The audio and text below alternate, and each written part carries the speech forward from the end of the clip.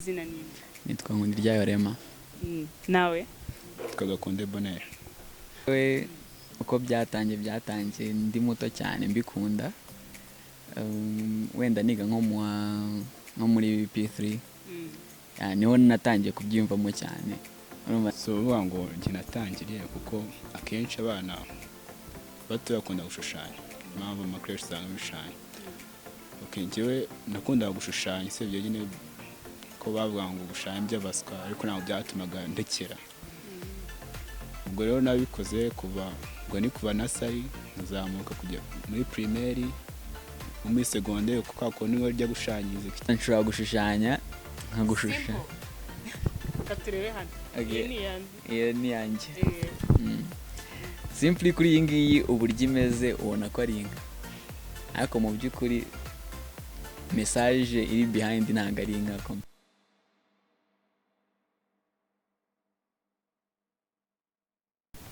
Hello beautiful people, welcome back to Mika 250 TV, and as usual my name is Vanessa.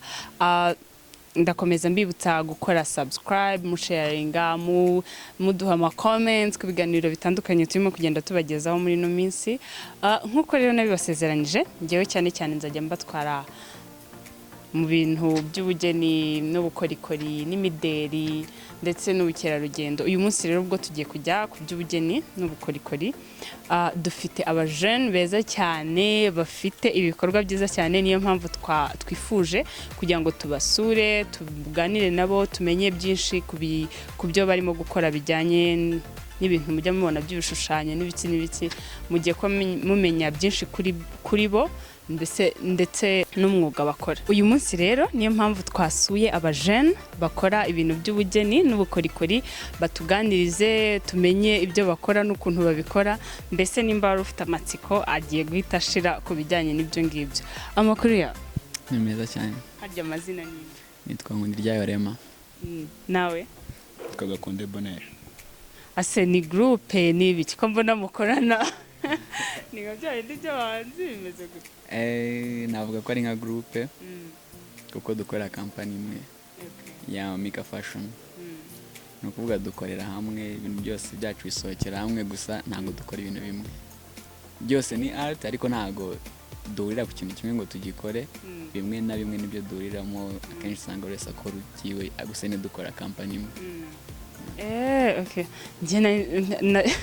Najyaga mbabona nkibaza saba abantu ni groupe bafite nk'ukuntu bitwa, bafite iki, kumbe nuko mukorera hano hamwe. Okay. Noneho ndagira ngo muduhe background y'uyu mwuga cyangwa se byatangiye byaje gute? Kuri njyewe uko byatangiye ndi muto cyane mbikunda. Wenda niga nko muri P3. Niho natangiye kubyiyumvamo cyane. Urumva nari nyine muto cyane ariko nkiyumvamo ko nyine nkunda gushushanya. Nkumva ni ibintu nshatse kwiga cyane nyine ngo mbimenye, gusa ntabwo numvaga ko ari amashuri abyigisha, numvaga ko abantu bikora bose aba ari impano bavukanye. Nifuza kubyiga. Ndangije P6 ubwo nari ndangije primaire, nshakaho nabyiga muri troncome ndabura kuko ikigo cyari gihari ni ku Nyundo muri école d'art. Nta troncome bagiraga, wajyagayo muri A level gusa. So icyo gihe nagiye kwiga troncome bisanzwe, gusa n'ubundi mu mutwe ari art gusa. Nyuma ndangije troncome gususha niyo byabaye ibibazo. Susha ikigo kimwe tugomba gususha ibigo bibiri, ari itegeko. Nanga gususha cya kabiri ngo batazaturisha bakanyima art, ko choice number 1 yari art kuri njyewe. Ikigo natwe bwa kabiri ndavuga ati sindi bugishyireho kuko bashobora guturisha akagira ngo niyo choice number 1, nyine numva nshaka art cyane. Gusa kubwo byari itegeko nyine nagiye muri direction bampa amasomo baranyumvisha nyine bijyaho n'amategeko, ndasusha nyine nsusha ikindi kigo, gusa nyine mfite impungenge ko bazibeshya ntibamereze ati. Narabikundaga cyane rero. Nyuma turangije gukora examen amanota arasohoka, nsanga naratsinze gusa nabwo hagiye gusohoka ibigo nsanga nta kigo bampaye ibintu ibibazo ibintu ibibazo niko nyine urumva ibigo byasohokaga ku ma interinete cyane uko niyo twaga kubirebera ibibazo bya hatari muri famiye baranka bati ushobora kuba warakopiye mu kizami cyangwa se warakoze andi madega bakaba bakwimya ikigo gusa nyine uko byari biri abantu bose bari bohereje ku nyundo icyo gihe benshi nta bigo bari babonye ku interinete inyuma niho twagiye mu bintu byo kubishaka mu karere ibintu nk'ibyo nza gusanga bamaye ku nyundo namaze nk'icyumweru ntarabyizera ko ari njye uzajya kuhiga ko byari ibintu bintunguye cyane numvaga nshaka kuva cyane kabisa urebye niho navuga natangiye gukora art ya nyayo kuko ibindi nyine nabyiyumvagamo nyine numva ko mbikunze ariko mu by'ukuri ntabwo nari nzi art icyo ari cyo art rero nayo ngeze ku nyundo nize ku nyundo niho nayize okay natangiye kwiga 2017 ndangije yo last year muri 2019 nziza cyane nawe ugiye kutubwira kuri background igihe watangiriye nuko byaje so uvuga ngo njye natangiriye kuko akenshi abana bato bakunda gushushanya impamvu amakoresha usanga bishushanya njyewe nakundaga gushushanya usibye nyine ko bavuga ngo gushushanya by'abaswa ariko ntabwo byatumaga ndekera ubwo rero nabikoze kuva nasari nzamuka kujya muri primaire muri secondaire kuko ako niho rya gushanyiriza ikigo cyose harimo ba biology baza gushaka ngo bakorere twa tuntu tw'imitima n'iki byose ndabyibuka rero gususha nanjye nakoze first choice kuri école d'art ko nani mbere yayo yoroshye narayiborotse mu mutwe ariko second choice nyine ubwumva n'ibindi nabwo nanjye nka mugenzi wanjye nanjye nashakaga école d'art ubwo turasusha rero first choice yanjye ari école d'art mu gihe cy'amanota asohoka abandi barabibonye nanjye ikigo ndakibura ikigo nyibuze rero ubwo nagiye ahantu henshi hatandukanye ndi kubaza ukuntu byagenze noneho kubera stress nayo ndimo icyo gihe ndetse nshaka guhindura ikigo ntabwo nakundi byanjye nasanga nta n'ikigo wamaye ngiye kugenda nsanga bari gusaba amayetire menshi ntabwo amatike yose ntabwo nayivamo kafe gutegereza wenda icyacu ntabwo birasohoka bazabinyohereza wenda harimo uburyo bwa message nibwo byakunze kuri message bari bakanda ukatubona ikigo bagwaye rero nabonye handitse ko edare ariko nyuma handitseho sculpture and ceramic navuga ngo se n'inyundo ya kabiri cyangwa byagenze uti rero ngeze ku ishuri nibwo bari gusobanurira sculpture and ceramic ni section ubwo rero mu kwa mbere nk'abandi bose nagiye ku ishuri kuri école d'art nangira kumenya ubugeni aho rero wize imyaka ingahe? 3 nanjye ese mwariganye no kuva muri high school babana ahubwo ni impanga bikomeye cyane niyo ariko ni byiza kwigana mukajya ahantu hamwe mwese mufite n'ibintu bimwe mukunda mwumva bimeze gute? ni byiza kuko hari sosiyete yo ku ishuri yenda guhura n'iyo hanze rero iyo umenyereye ku ishuri hanze biroro rero uyu mugabo turi kumwe gutya nyine enjoyable mutana story mwikanye ibintu byose bari byiza muri make ni byiza umva njye navuga ko you guys are lucky mubifate gutyo sasa gukora art urazinduka ukaza ku kazi ukavuga uti uno munsi ndashushanya inyoni ndashushanya urukweto bigenda gute ni gute umenya ngo ndaje ni ikindi buherewe? Okay, ku artiste no umuntu ugira inspiration zivuye ahantu henshi hatandukanye akenshi okay nk'iyanjye njye akenshi iva mu bintu mpora mbona ibintu nakunze kubona mu maso cyane no kuvuga nature tubayemo ibyo tubayemo nyine nibyo bituma njye numva mbaye inspired yo gukora ikintu iki n'iki kuko hari n'ubwo umuntu buriya arota nk'akantu akabyuka agashushanya. Nibyo. Akantu nk'igishushanyo. Hari igihe hari uburyo nyine abantu bakora ibyo nita illustration, nyine ni ugukora ibintu ubyimagine ubikura mu mutwe wenda ukabishushanya bitewe n'uko ubizi. Hari nk'igihe urota nk'agasene ukabyuka ugashushanya. Iyo ukibuka uzise ahantu bisa mbyibukira nk'abana bakundaga gushushanya ku ishuri koko, urabona ko akundi bavugaga ngo ni abana ngo babaswa ngo nta kindi kintu bashaka kwiga nyine. Urabizi ukuntu umuntu ukora art aba ari addictive, ni ikintu kiri addictive cyane. Noneho ugasanga uko yicaye afashe ikaramu n'igitabo ahise atangiriraho arakomeje arashushanya. Ibyo nibyo bita nibyo bita illustration, nyine gukora ibintu bikuje mu mutwe. Ni byiza cyane. Hanyuma gukora kundi tuvuge nk'ubu ngubu ndibaza waratangiye akazi, uba ufite amakomande upfa gukora ugashyira hariya bakazaza bakagura. Biravanze, hari igihe gusa nyine akenshi n'amakomande tuba dufite aba yavuye mu byo tuba twakoze tugashyira hariya. Ni ukuvuga nshobora kuba inspired n'akantu mbonye cyangwa se ko nekereje nkagashushanya, nkaba mfite ahantu nk'exposa, hagira nk'umuntu ukabona akagakunda akatavuga ati ko bisa kose umuntu akoze kino ashobora kunkorera nanjye kano kantu muhaye uko mbishaka. So ukaza ukahita nka komande yawe ukamukorera ibyo yifuza. Gusa nyine akenshi ibyo abantu bifuza hari ukuntu dusa n'ababihindura nk'uko nyine mind ntabwo tuba tubona ibintu kimwe. Ushobora kubona ikintu nk'uko ubona umuntu agenda, gusa njye namubona ari kugenda nkashobora kumwanariza amagufwa amugize, nkanariza imirongo ashushanyijemo. Ntabwo tuba tubibona kimwe, nanawe kubwira ntunabyumve, gusa kumva ahubwo byancanze umutwe w'ubwoba. kuko ikintu akenshi ndebye ubundi akenshi ikintu umwartiste abonye cyinshi ayibara mu mirongo, kuko ubundi umurongo ni base yo hasi cyane, niyo ya mbere ubundi base kuri art yose. Nta art wakora utazi umurongo, utiyumvisha nyine ko umurongo ugize buri kintu cyose ubona.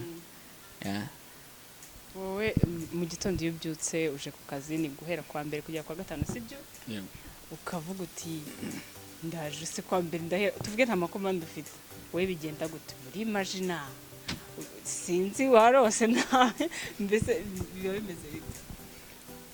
Njyewe icyo navuga kuri ibyo, ntabwo mu gihe cyose gifite peni mu ntoki cyangwa ikintu cyose wakoresha ushushanya, ntabwo waba ukishushanya, kuko uzabe nk'abahanzi hari igihe bavuga ngo style zarashize nta yindi bo, ukajya kumva hazanye indi style. Rero kuvuga ngo nashushanyije umuntu uri kureba hariya ejo nzashushanya uri kureba hariya, ntabwo ari ikintu ushushanya. Rero inspiration uretse ntabwo ari illustration gusa bibaho, ushaka gushushanya ikintu kukireba. Nase ni gute nataza gushushanya gutya muri interview turi kumwe gutya, niyo inspiration. Ntabwo konshaka ko tutinye twambaye nkabona n'ukuntu tunashushanya. Mbese nyine muri art ni ibintu bipfa kuza, murategura, birashoboka ko umuntu ashobora gutegura. Ntituvuge ngo wenda ngo no munsi ndarara tuvuge kuri internet cyangwa hehe nashakisha icyo nshushanya. Mbese sinzi ukuntu nabivuga, ariko nyine urumva ukuntu umuntu ategura akazi. Birashoboka nabyo. Nyine abantu niyo mpamvu nabwiye ko tugira inspiration zitandukanye. Hari inspirwa n'ibyo atekereza mu mutwe we n'ibyo abona kenshi, hari inspirwa n'abandi artiste bo hanze akavuga ati wenda style uriya muntu akora mu nanjye ikozemo yaryoha kandi numva nyikunze. Ibyo nibyo bituma ubundi umuntu ajya ku ma internet kujya gushakisha amandi research nyine ari hejuru y'ubwenge bwe. Ni ukuvuga niba wenda ukunda gukora kuri culture ya Afrika, ku banyafrika cyane, ni handi uzasanga ujya kuri internet gushaka abanyafrika ba kera bambaraga bate, ama tribes yabo yambara gute, iye mico igiye yihariye mu bihugu ibi n'ibi, ugasanga ari ayo research nyine akenshi tugarukaho bitewe n'ikintu kikwenspira. Akenshi nyine domaine wafashe kugenderamo niyo iguhereza umwanya wo gukora research nawe uri buyakure. Domaine nyine wihaye ubwawe ukavuga ati niba nkora kuri culture Africa, niba nkora contemporary art, mfite aho njya kubishakira kuri internet. Niba nkora ibintu nkunda ibintu navuga biri romantique, ukamenya ko hari period igeze muri art bita romanticism, ukagira uburyo buryo uba inspire kuri ibyo bintu. Yeah. Ni byiza cyane. Sasa urabona hari nk'ukuntu iyo umuntu avuye kwiga n'ibiki ajya gushaka akazi, mwebwe akazi kanyu ugashaka nk'akandi gasanzwe, uraza ukadepoza impapuro ukora ibintu bigaragara ukerekana, bigenda gute?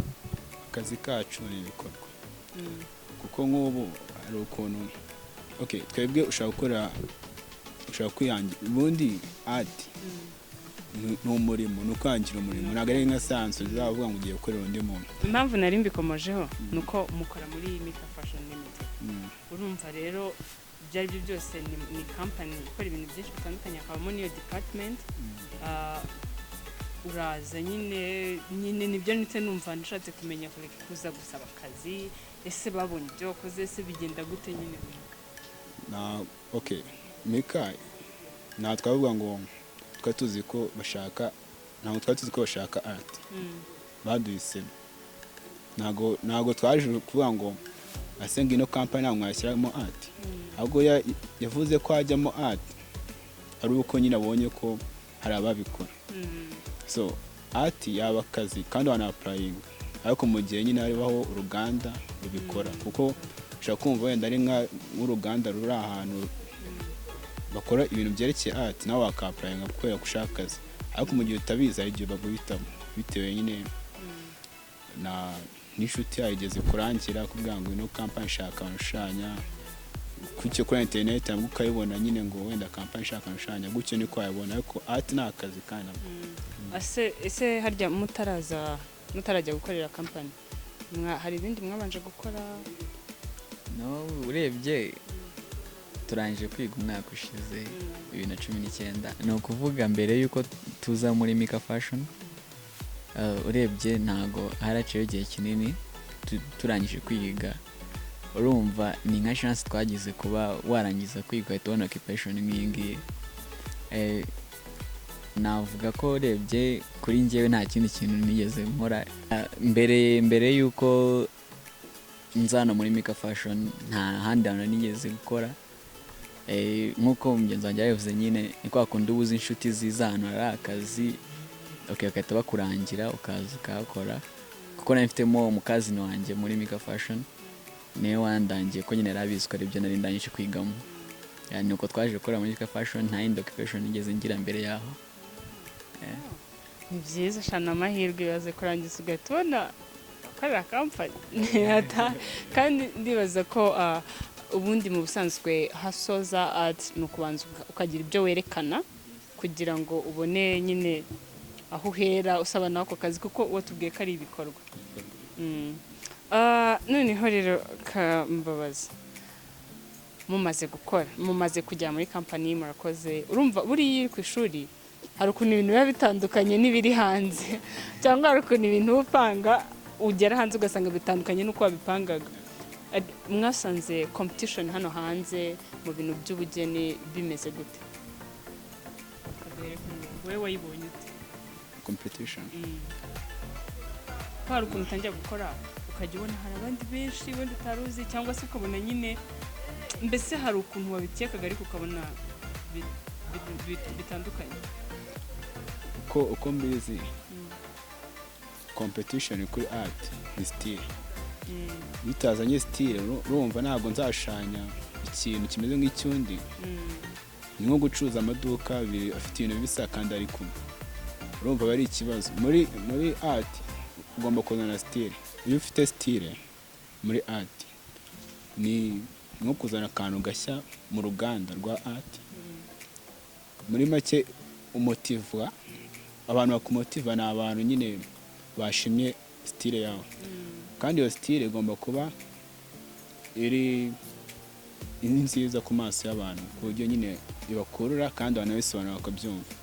Rero competition iri muri art itegwa na style y'umuntu. Urabona noneho muvuye kwiga muhise mubona kampani mukorera, mutangiye gukora ibintu biragenda neza ndibaza, sibyo? Noneho hari ukuntu iyo uri kwiga buriya ibintu hari ukuntu uba bipanga cyangwa ubitekereza, wagera mu kazi ugasanga wenda ni ibintu bitandukanye. Niko nzi ko utuzi twinshi dukunda kumera mwebwe rero sinzi wenda mureta mutubwira namwe review yanyu kuri ibyo ngibyo mwasanze competition y'ubugeni mu Rwanda ihagaze gute? Okay, umu artiste akora competition ku giti cye. Competition akora ni ukuzana ikintu gishya ku isoko rya art. Icyo kintu gishya bari style. Kuko ibintu byinshi niko akunda usanga ibintu byose ushaka gutekereza bari bitekereje. Ikintu ukora ni innovation, ko creativity usanga iri ku isoko. Barayitekereje abandi. Ukora innovation ni gute ikintu sanze ku isoko nta gihindura. Niyo cyaba cyarashaje cyarazimiye. Nakigara ku isoko. Ariko nongeye kandi iyo no competition ba ku artiste ubundi yamashe kuyisohora nibwo akayereka abantu. Ubwo abantu no baguhitiramo ko icyo kintu cyaba kiri competitive. Kuko agiye usanga ikintu ugasanga abantu bose kunyuraho bagenda. Rero so ikintu wakiza ari style yawe nibwo gikunda kandi iyo kiba attractive nabwo bitewe na idea irimo na message n'ikintu ushatse kuvuga muri make. Kandi n'igihe wagiye ushobora gushushanya ikintu kibi ariko kugisobanura kikaba cyiza. Ariko sibwo naguciye mu ijambo kiba ari kibi cyangwa niko akundama ahubwo amaso y'abantu akunda ibintu bitandukanye. Amaso y'abantu nge nyise umwanya w'abantu sibyo ko natwe akigiye bambi bakunda nyine ukora ikintu kikabura isoko. Ntabwo hatakigiye bambi biterwa n'amaso y'umuntu kunarebye. Rero uko usobanura ikintu ko kiba cyiza niko art imeze. Rero iyo competition iri ku isoko. Okay, noneho urumva ko competition ntago iri high niko nabifata. Ariko se kuki mutaza mugashushanya mugakompeta? Kuki mutarimo kuza? Urabona okay, urumva muri company murakora ariko n'ibyo bintu mukora biba bikeneye kugera ahantu henshi hatandukanye. Murabona platform ihagije mu Rwanda yo gushira ibintu by'ibihangano? Ubu ngubu igihari nuko ukora ibintu aba friend bakora babisharinga. Nicyo urebye nyine gisa naho kigukururira abantu kuri wowe. Kuko wenda uvuze general platform mu Rwanda sinzi ko ihari hagije. Kuko ni hari igenda ifata abantu bamwe wenda navuga ku kintu cya Art Rwanda ubuhanzi abayijyamo nyine urebye abiri gufasha cyane n'abayigiyemo bwa mbere. Igitangira batangiranye nayo niba usanga nyine n'ubundi ari bisunika cyane kurenza uko wowe wafata nk'ikintu cyawe ujya kucyexpose wenda muri gallery ya Art Rwanda ubuhanzi. Urebye platform navuga ko idahagije ku rwego wavuga ngo irafasha abartiste muri rusange b'Abanyarwanda. Mu Rwanda nyine nta platform yari wavuga ngo urashyiraho guciye mu ijambo igereranyije mumaze kungana n'ibikorwa byanyu byo bimaze kungana n'ibyo mushaka gukora nta bihagije. Ntabwo yagije. Ubwo se ni bande bari bushaka igisubizo? Murabona muzahura gute n'abandi ba artiste kugira ngo mushake igisubizo? Okay, ntabwo ari twe twakwiye kugishaka cyane kuko twebwe igisubizo twebwe twabona n'undi still bari ugukora. Ni ugukora ahubwo tugakora cyane ahubwo kuko hari art council ihari mu Rwanda ishinzwe ibintu bya art. Ahubwo bakavuga ati abartiste bacu kuba barimo gukora ibintu bikaba byiza gutya na gutya reka dushaka kujya tuba supporting. Iyo art council ni ifite solution ishobora gutanga nyine ibyo bakemeza n'ibyo byatuma tugira platform kuvuga ngo natwe iri kudukorera akazi. Uvuga ndayi ku rwego rw'akarere k'Iburasirazuba. Ndumva rero muracyafite urugendo runini. Mwiteguye gukomeza kurwana kugeza ese ubundi ngubu nko mu myaka 10 iri imbere urumva uzaba ukiri umu artist? Urumva uzaba ugishushanya? Urumva bizaba bimeze gute mbese? Ati ni urugamba navuga ko rukomeza utajya rurangira. Ushobora gucika intege aka kanya kuvuga ko ugomba kujya hasi ariko nyine nakako ufite upfuri gushushanya. Nuko bitubaho twebwe niyo uri bored urashushanya rero urumva mu gihe gishushanya mwatise ngubu ndagira ngo mumbwire ahantu murebye ukuntu mwasanze bimeze ku isoko competition ntagira abatuhaye ariko byibuze buri muntu wese afite inzozi z'ahantu ashaka kugera muri no kariyeri mwatangiye urabona ushaka kuba uri hehe muri art nko mu myaka 10 iri imbere myaka 10 iri imbere ikintu nakubwira ni uko myaka 10 iri imbere art izaba akazi kanunze urumva simuzi bizaba biri imbere bindi ayo kumva ko kazaba kanunze muri make nka 80% y'ibyo ninjiza bizaba biva muri art kandi izakora ari ahantu izaba bigeze uko n'ubu byatangiye gukora akazi nawe keretse wenda nawe uzi dupanga n'Imana nayipanga keretse iyo myaka 10 mbaye nakiriho kuko mugenza abanyiriho iyo ntago ari option yacu ni option y'Imana niyo mpamvu mvuga nyine Imana niyipanga gusa uko biri nuko ku ruhande rwanjye mbibona kugeza mpfuye ni hati kugeza mpfuye ubu numva uri committed kabisa uvuga ati ngewe cyane naka mbona mushushanyisha n'uturusho n'uduki twose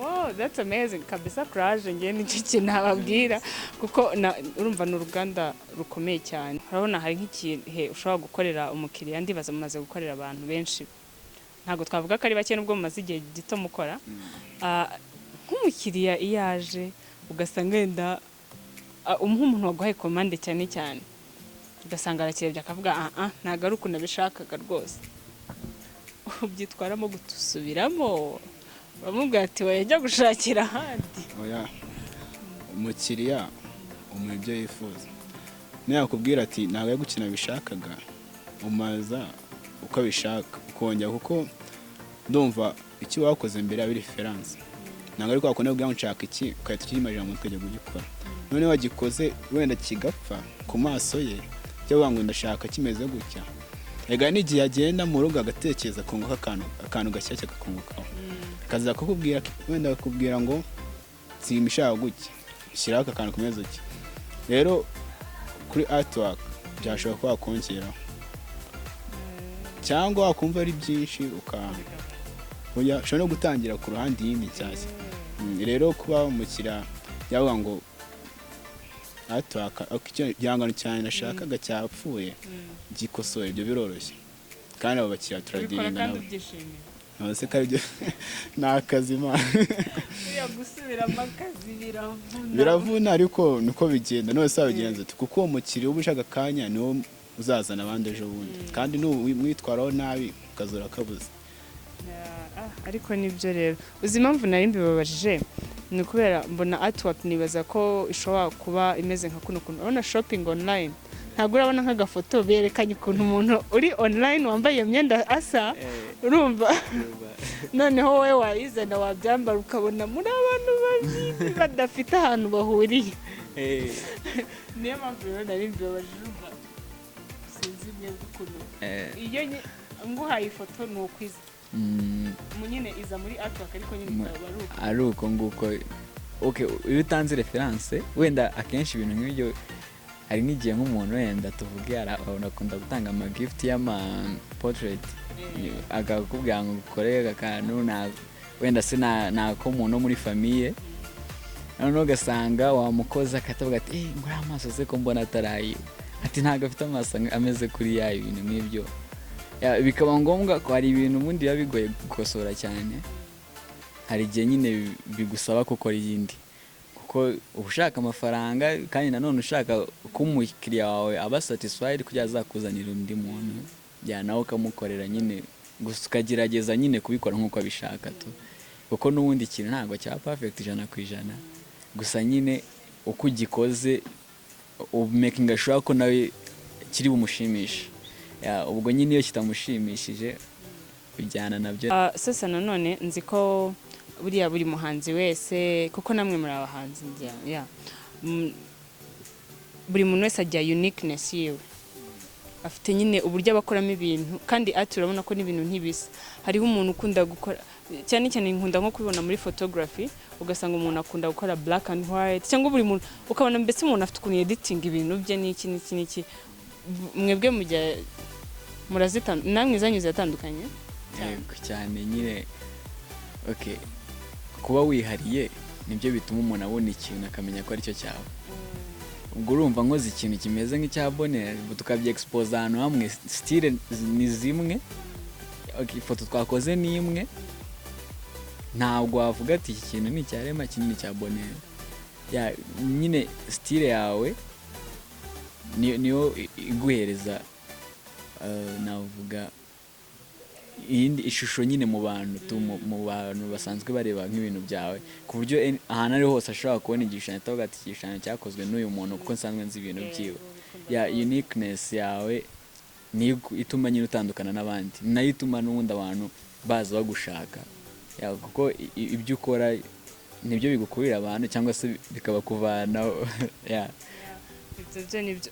Ese ziriya style ushobora nko kugira ukuntu ushobora kwita style yawe, cyangwa se bibaho bizwi bizituye kanaka akora ino style? Ayo izo uniqueness zanyu mufite ukuntu zitwa, cyangwa urabona nka kwa kundi tuvuge nk'indirimbo habaho hip hop, habaho R&B, dancehall, reggae, mwebwe bameze gute? Twe style ubu arihimbira, ariko yihimbira ku bintu byawe mu gihe mujya nko kugurisha ibintu byanyu nibwo bikora, ariko ku byifuzo by'umukiriya ntabwo upfa kuvangamo ibintu byawe, kuko niba nshaka isura yanjye ntabwo yarishyiramo ubudomo bwinshi. Okay, kambyite gutya kamuvuge ko ari abina, ikintu kitari realite ntabwo ushobora kukigura. Sibyo wenda mu mahoteli njya mbona ugasanga ni ibintu nyine bimeze nka abstract utapfa kumenya ibyo ari byo, iriya niyo art. Rero kwa kundi umuntu bashaka ifoto, hari igihe umuntu avuga ngo cya kintu barabyemprime kandi cyabaye nk'igitutsi ku mwatiste. Ni make style itandukanya ikintu cyakozwe n'akaboko k'umuntu n'ikintu cyakozwe n'imashini. Style ubu niyo igaragaza nyine ku kintu kiri artistic, kandi style y'umuntu arayitira bishatse cyangwa akayibatiza izina rye. Nko kubyara umwana wawe ntabwo arababita bakanaka wenda kwije kuba bumva amazina yandi ngo niyo agezweho, ariko nawe kwa kundi witwa nk'izina ry'umuryango, uwo ni umuryango nyine, niwo muryango wanyu, ku buryo ushaka gushyira hariya kampani. Nimba rero kampani yitwa Kabega, ntabwo ari ngombwa ngo mbaze ngo se ngo ninde manager iriya kampani, nimba nsanzwe nzi uwo muryango nzahita menya uwo ari we. Rero niyo ni uniqueness kandi style bazanye kubera izina ryabo, natwe rero turabatiza. Ushobora nko gukora ibintu waba ugiye kubishyira hanze ukabibatiza ikintu runaka wumva wowe wahisemo. Yego. Ni byiza. Najyaga mbibona cyane mu myenda, niho usanga umuntu agiye kumurika collection nshyashya yayise iki n'iki collection. Ni byiza cyane. Sasa urabona hari ukuntu ushobora kubyuka kwa kundi za inspiration twavuze, ukuntu ziza za art n'ibiki byose, ukavuga ati uyu munsi ndashaka wenda kuza gushushanya ibintu koko byo mu ishyamba n'iki, ariko hari za art ko kureba ukabona birakuyobeye, ukavuga se nka biriya ni ibiki. So urabona ukuntu kwa kundi twavugaga umuntu abyukana inspiration zitandukanye bitewe n'ukuntu wiyumva n'ibyo ushaka gushyira hanze, ariko hari nk'igihe tujya ahantu ukabona art ariko ntusobanukirwe, ntumenye ni ishyamba se, ni imyenda se bashushanyije n'iki. Ujya ukora art zifite ubusobanuro ariko buzimije, babyita aba ari abstract, ni abstract. Ni abstract art. Okay, njyewe ubundi nkora cyane kuri contemporary art. Ni art ubona ukabona ni ibintu usanzwe uzi, gusa nanone ifite meaning ku giti cyanjye. Kavuga wenda nshobora gushushanya nkagushushanya. Ukaturebe hano. Iyi ni yanjye. Simply kuri iyi ngiyi uburyo imeze ubona ko ari inka, ariko mu by'ukuri message iri behind ntabwo ari inka komutera.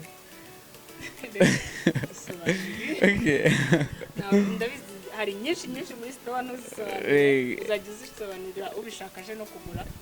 Ngiyi kubera ariyo twashize kuri kamera, niyo ugiye kudusobanurira. Turabona ari inka. Biragaragara ni inka, ariko urebye ifite amahembe y'inyambo, inyambo za kera za Kinyarwanda. Mu nka za kera za Kinyarwanda nta nka ya kinyarwanda igira ubwoya mu gahanga, ni za kizungu zose zigira ubwoya mu gahanga. Ni ukuvuga impamvu nahuje inka ya kizungu n'inka ya kinyarwanda, amahembe ni aya kinyarwanda, ubu bwoya bukaba ubwa kizungu. Ni ukuvuga ni ugufata umuco wacu wa kera kuwuhuza n'ibintu tubona ubu ngubu, ko ibiri ubu ngubu akenshi tubivana hanze, ibyinshi nibyo tuvana hanze. So guhuza ikintu cya kera n'icy'ubu ngubu birashoboka ko gishobora gukora ikintu cyiza kurushaho. Ni ukuvuga inka ya kera n'inka y'ubu ngubu byose bikoze inka, urayireba ukabona ko ari inka, ariko amahembe ari aya kera. Yewe mu by'ukuri ntabwo nigeze mbona ko ibi ngari ubwoya. Hari ikindi kintu dushaka kuba umuntu utari umu artiste adashobora guhita asobanukirwa, ariko wowe ukireba nyine ubwo ni ukuvuga wowe ushobora kubona ukavuga ati ni inka yashatse gukora ukitambukira. Gusa nyine njye nyuma yo kuyikora ushatse ibisobanuro ugasanga nashatse kuvuga ko ari ibintu bya kera kubihuza n'iby'ubu ngubu, ushobora gukora ikintu kizima cyiza. Ni ukuvuga nyine inka ya kera n'inka y'ubu ngubu byose mbona ari inka. Wow, this is amazing. Nibaza ko you guys, none of you knew this.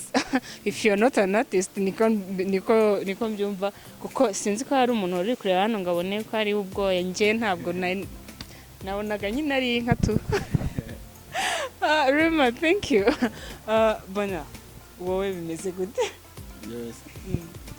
Nanjye kuri iki kintu cyo kuvuga ngo wowe ujya ukora za arts zizimije cyangwa ushobora gukora ibintu gusa dushobora kuzitureba n'umuntu. Ati nagomba ntabwo ari yayindi uhitaho ngo uhite ugenda.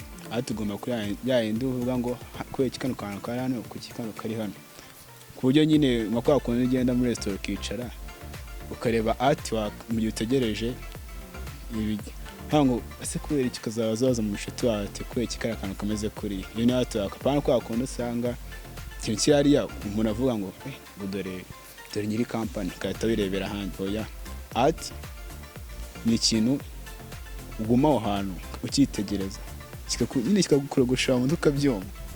So noneho ndagira ngo nawe dusobanure kuri kino gishushanyo, wasanga uko tubibona atari ko bimeze.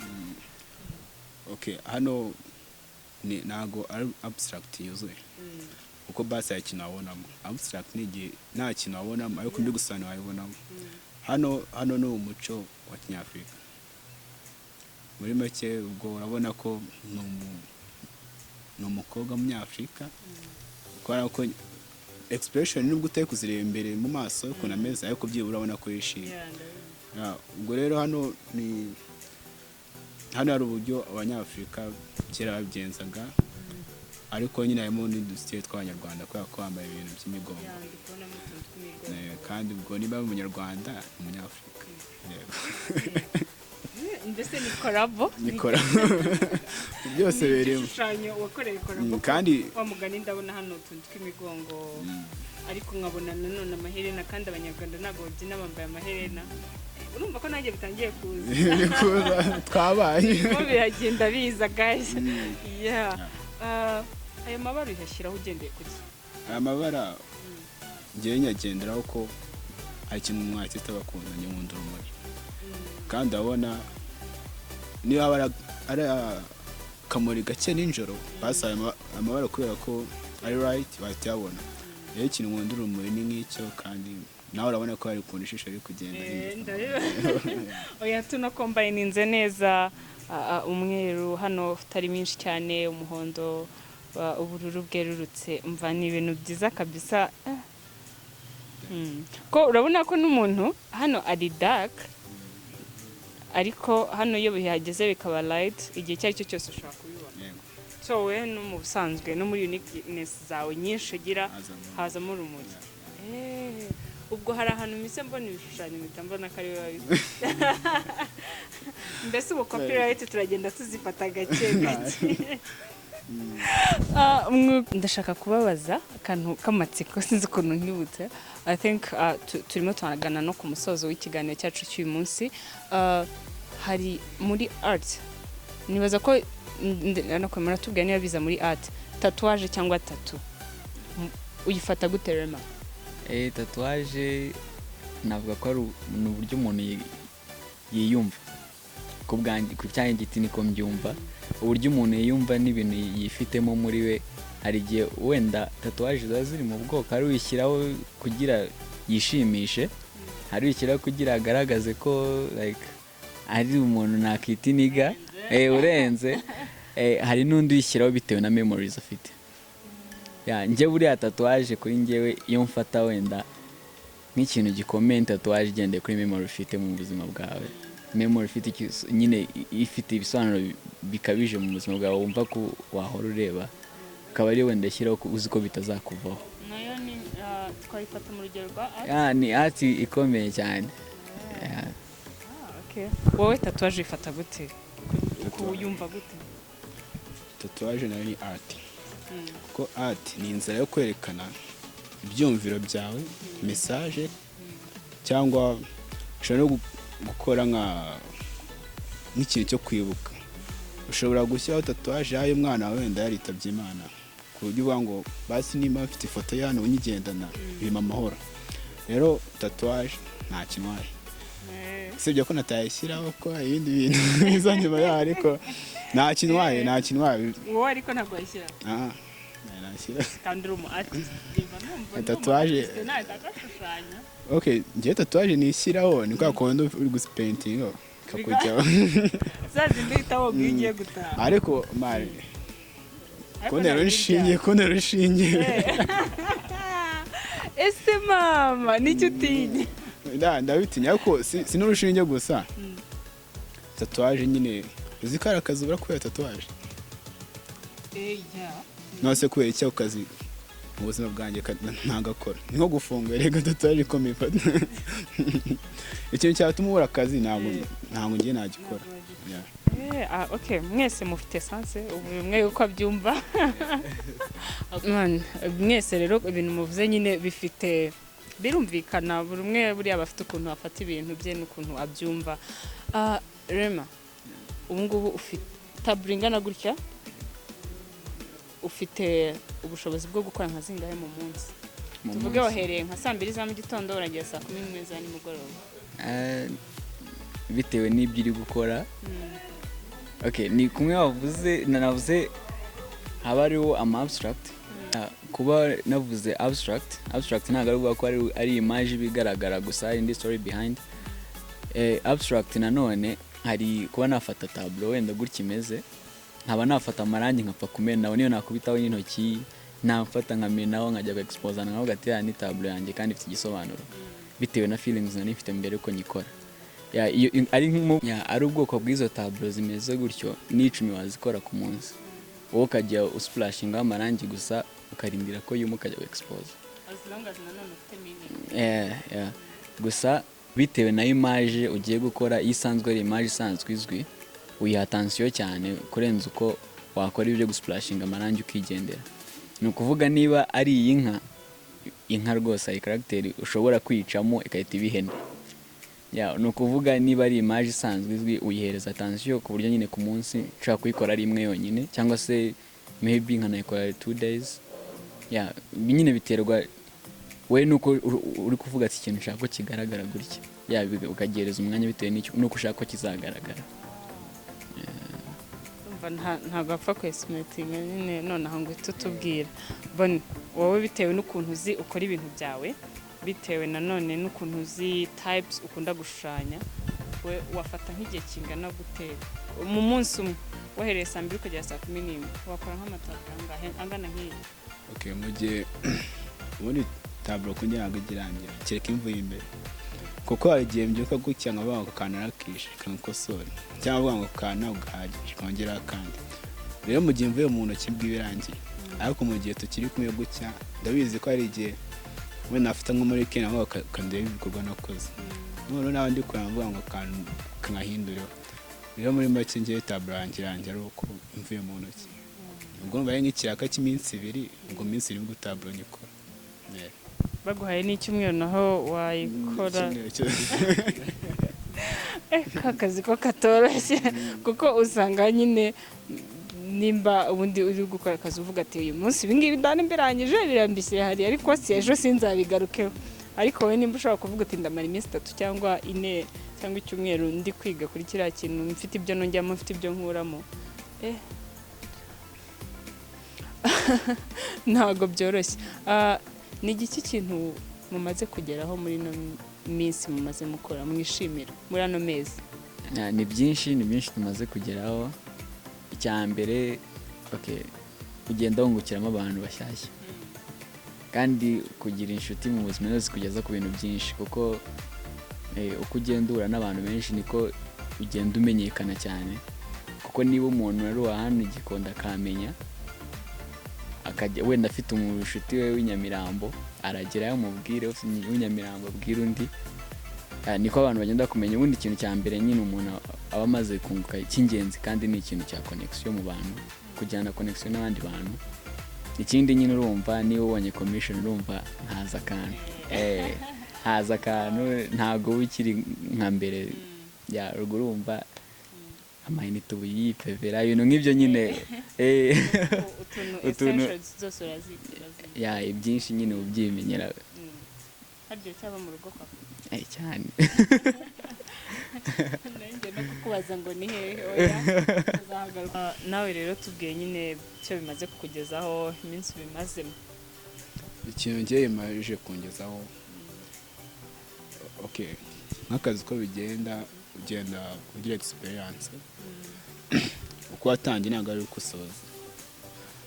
Bivuze ko nimba nakoraga nka tablo nakubwiye uko bigenda, ariko byibura hari icyo niyongeyeho kuri experience yanjye. Ikindi uko mugenzi wanjye yavuze ni izo nshuti zigufasha, numva ari ibyo yaba experience and connection. Mu mezi make umaze twizere ko n'ibindi byose bizagenda bimera neza. Kambashimire cyane ko mwaje kutuganiriza. Buriya hari abantu babakurikiye bamenye ibintu bimwe na bimwe uko bikorwa. Ashobora kuba aca ahantu ku kintu ntamenye ngo wenda ni n'umuntu wagishushanyije cyangwa akajyana igipapuro cyometseho. So abantu basobanukiwe byinshi, mwakoze cyane kwiga. Abantu rero bakeneye bano bajene bakora ibintu byiza cyane mushobora kubasanga muri Mika Fashion Limited. Twebwe naho ubutaha. My name is Vanessa. Ntibibagirwe gukora subscribe, share and like. Feel free to leave a comment in the below section. Uramanuka hepfo cyane uraza kubona ahantu hari comment, ushiremo igitekerezo cyawe cyangwa se ikintu ubona wumva washaka kutubwira cyiza. Nakagaruka ni Mika 250 TV.